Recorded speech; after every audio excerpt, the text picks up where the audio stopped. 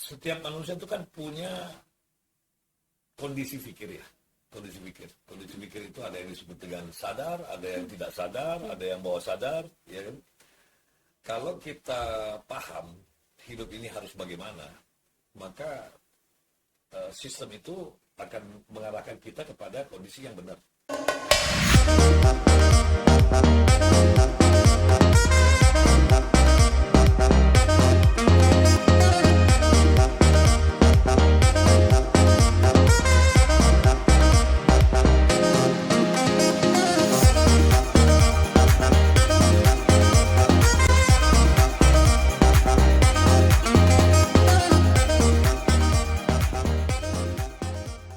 Ada orang yang kalau dia ada masalah, dapat masalah apapun, dia terlihatnya malah murung, Om. Malah murung. Iya, lemes gitu. Kalau bagus pikir ya memang rata-rata seperti itu. Ya. Setiap orang yang punya masalah pasti akan murung. Ya. Hanya problemnya adalah begini. Setiap manusia itu kan punya kondisi fikir ya. Kondisi fikir itu ada yang disebut dengan sadar, ada yang tidak sadar, ada yang bawah sadar, ya kan? Kalau kita paham hidup ini harus bagaimana, maka sistem itu akan mengarahkan kita kepada kondisi yang benar. Contoh ya, kita ada masalah, tetap sistem itu mengarahkan kita kepada yang sadar. Nah, orang yang sadar ketika ada masalah, gitu, di dalam ini kan sudah ada masalah. Istilahnya kalau kita bicara tentang benda, dia sudah mulai mengkerut lah. Ya. Di dalam kita itu mengkerut, otak kita mengkerut, dada kita mengkerut.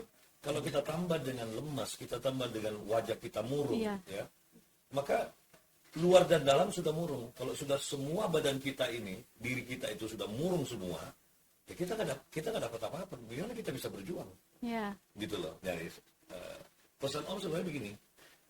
Bagaimana caranya ketika kita sedang berada dalam kondisi tidak senang, dalam kondisi sedih, dalam kondisi gagal, dalam kondisi kecewa, nggak jadi masalah, itu nggak bisa kita hindari. Jadi kecewa itu adalah suatu hal yang lumrah, natural, yaitu sesuai dengan sunnatullah.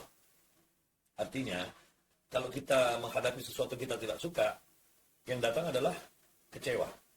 Nah, cuman karena kita punya orientasi fikir yang namanya tujuan hidup, ya, yang kita pahami, kita sadari bahwa hidup ini untuk beribadah. Bentuk-bentuk ibadah itu banyak. Salah satunya bentuk ibadah adalah bagaimana hal yang kita tidak suka, kita harus terima itu. Dalam bahasa agama kita harus ridho. Kenapa? Karena semua urusan di muka bumi ini harus dikembalikan kepada Allah.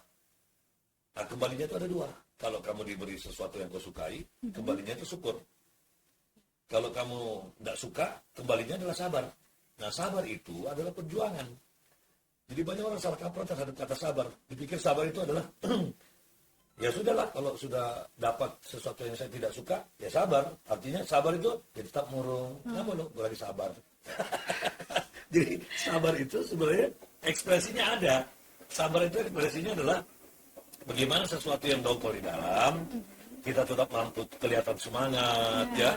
Kita harus mampu tersenyum, kita harus terus bangkit, ya. Istilahnya move on lah, move on ya, move on. Nah, itu yang membuat manusia bisa bergairah kembali. Nah, kalau tubuh luar kita ini bergairah, dia akan menyerang ke dalam. Sama lah begini, misalnya kamu sedang pakai baju putih, ya. Katakanlah di dalam kita kotor, tapi karena kita pakai baju putih, kita tidak sembarang mau duduk. Kita lihat dulu, kotor nih, kita nggak berani duduk. Nah, sama seperti itu, kalau sudah di dalam dongkol, di luar sudah bergairah, ya, di luar sudah bahagia karena kita sudah berhasil sabar, maka itu akan menggerogoti dunia dalam kita itu akan berubah menjadi semangat lagi. Begitu, karena orang yang kecewa, lalu murung, itu karena adanya data yang kurang. Bahwa data yang penting masuk adalah hidup ini diciptakan untuk jin dan manusia, ya, tidak ada tujuan lain selain untuk beribadah. Nah, salah satu bentuk beribadah adalah berjuang sesuatu yang tidak kau sukai, kau berjuang untuk sukai karena Allah. Nah, data itu harus masuk. Nah, itu yang paling prinsip, biar kita segera tetap dalam kondisi apapun semangat. Nah, gitu.